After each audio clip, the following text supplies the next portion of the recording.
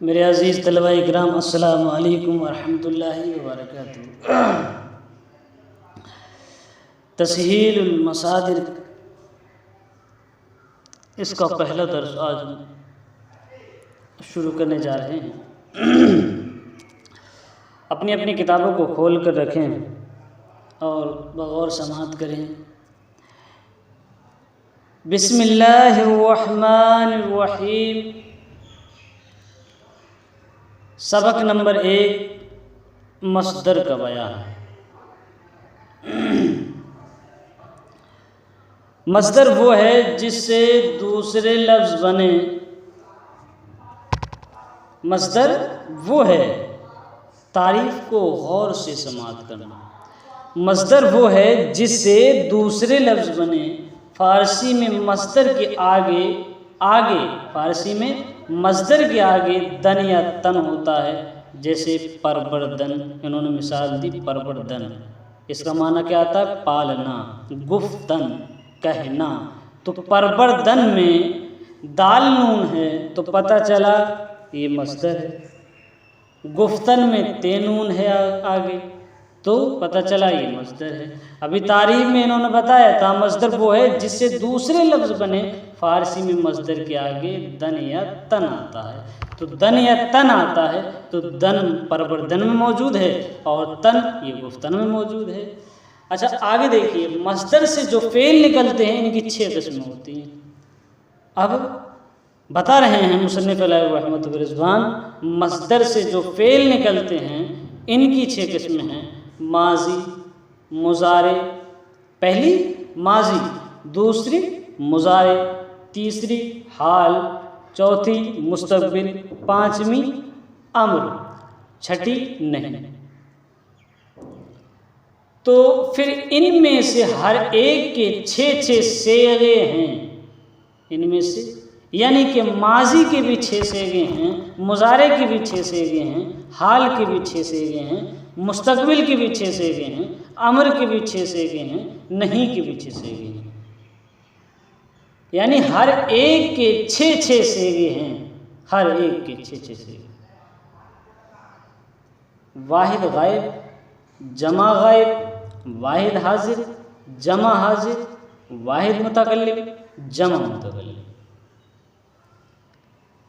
अब इसे समझाने के लिए मुसन्निफ़ अलैहि रहमतुल्लाह व रिज़वान ने नक्शा बना कर दिखाया। यानी कि ये फरमा रहे हैं हर सेगे की अलामत नीचे के नक्शे से मालूम कर ले। यानी कि हम सेगा पहचानेंगे कैसे, हमें ये कैसे मालूम कि ये सेगा कौन सा होता है, सेगा कहते किसे हैं। तो मुसन्निफ़ अलैहि रहमतुल्लाह व रिज़वान ने बड़ी आसान तरीके से, बड़े आसान लहजे में मुसन्निफ़ अलैहि रहमतुल्लाह व रिज़वान ने नक्शा खींच कर बता दिया। देखिए, वाहिद गाइब जो है ये सेगा है। इससे पहले ये देखें कि पहले लिखा हुआ है सेगा और दूसरे पर दूसरी लाइन में अलामत, तीसरी लाइन में मिसाल। अब पहली लाइन में जो सेगा लिखा हुआ है तो जितने भी इसके आगे हैं वो सब सेगे हैं।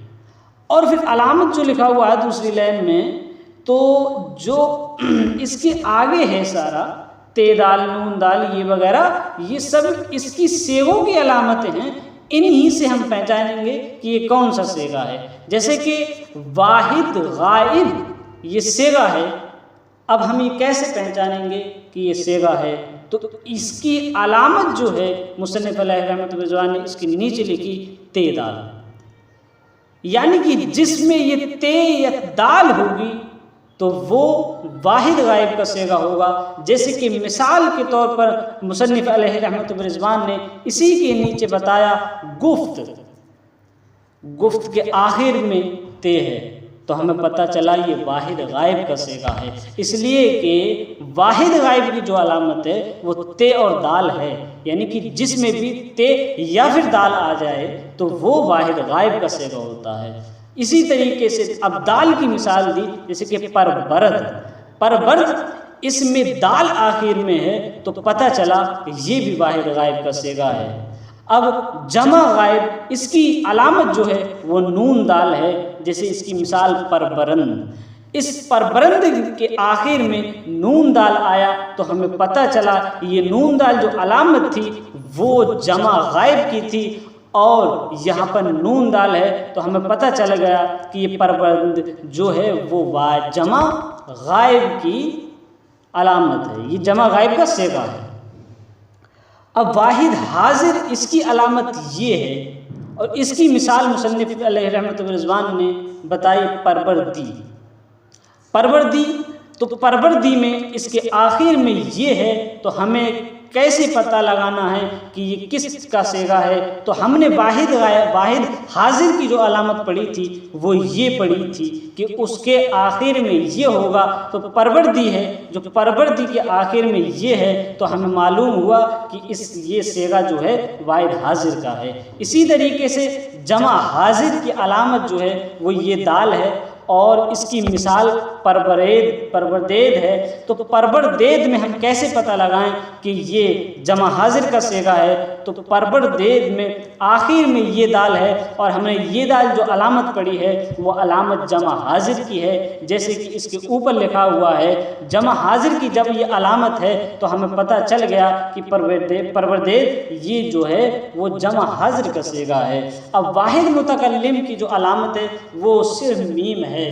अब इसकी मिसाल जैसे कि परवरदम, तो परवरदम में मीम इसके आखिर में है, हमें कैसे पता लगाना है कि ये सेगा किसका है?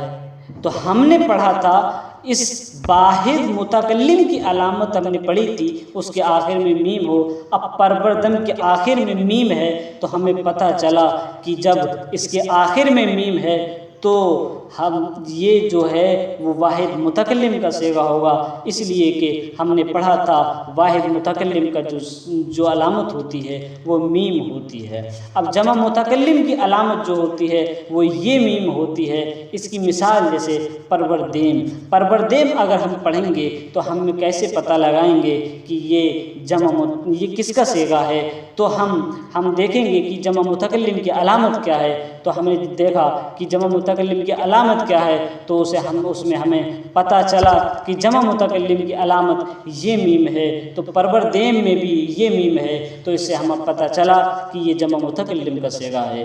देखिए सवालात को हल करें, इसी तरह से हल हो जाएंगे। इसमें बता रहे हैं कि गर्दन मस्दर है या नहीं, अगर नहीं तो क्यों? हालांकि आखिर में मस्दर की अलामत दन मौजूद है। इसके इन्होंने जो सवाल किया है, इनके सवाल से ही जवाब हमें मिल जाता है, बस थोड़ा सा जहन लगाने की बात है।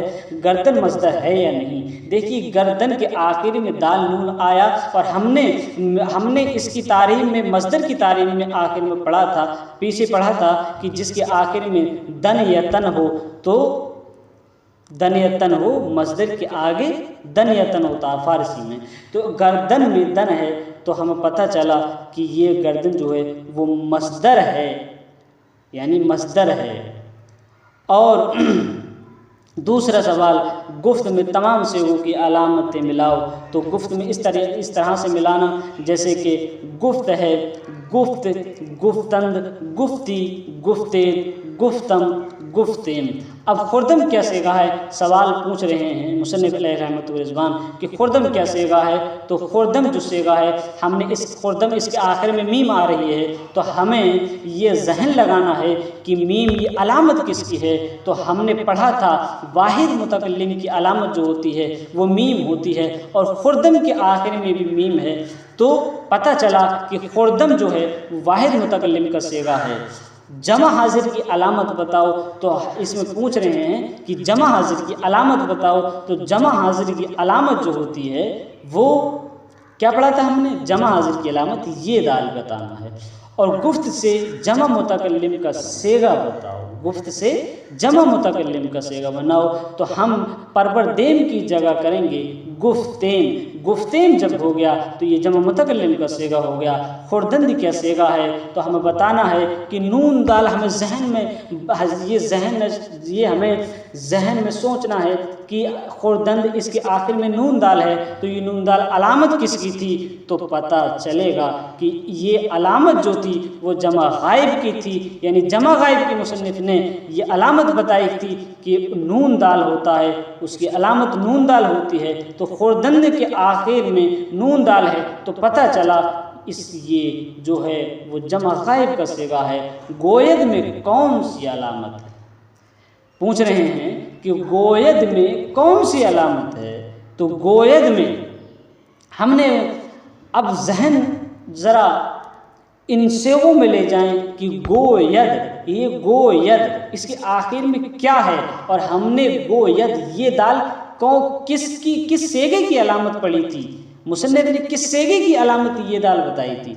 तो हमें पता चलेगा कि जमा हाजिर की जो मुसन्निफ ने अलामत बताई थी वो ये दाल थी, और गोयद में भी ये दाल है। तो पता चला ये सेगा जमा हाजिर का है और किसी का नहीं है।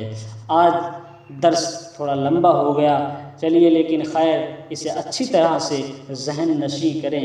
अल्लाह रब्बुल इज़्ज़त से दुआ है हम सबको कामयाबी कामरानी अता फरमाए। अस्सलामु अलैकुम व रहमतुल्लाहि व बरकातहू।